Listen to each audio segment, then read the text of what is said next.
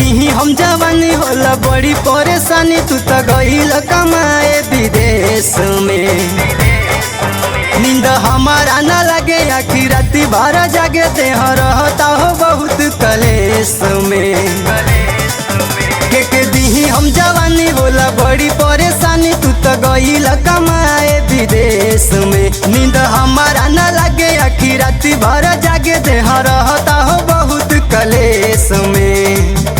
तो जाइम नहीं हर में न रहब तोरा घर में, तो जाइम नहीं हर में न रहब तोरा घर में।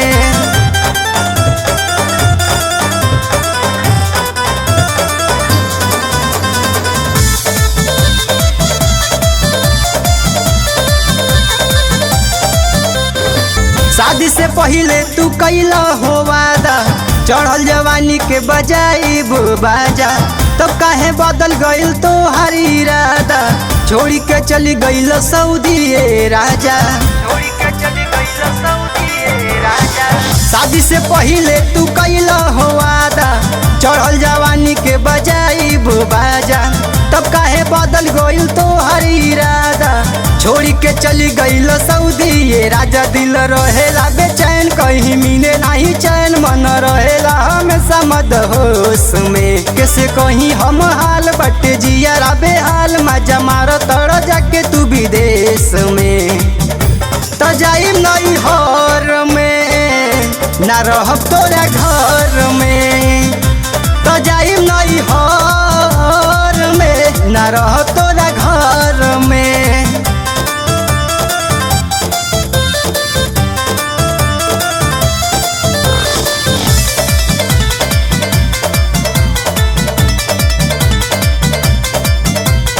सुन इंद्रजीत तू तो भइला बेदर्दी, छूटल ना बाटे अभी दहिया के हरदी।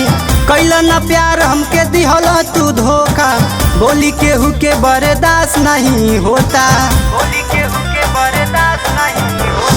सुन इंद्रजीत तू तो भइला बेदर्दी, छूटल ना बाटे अभी दहिया के हरदी।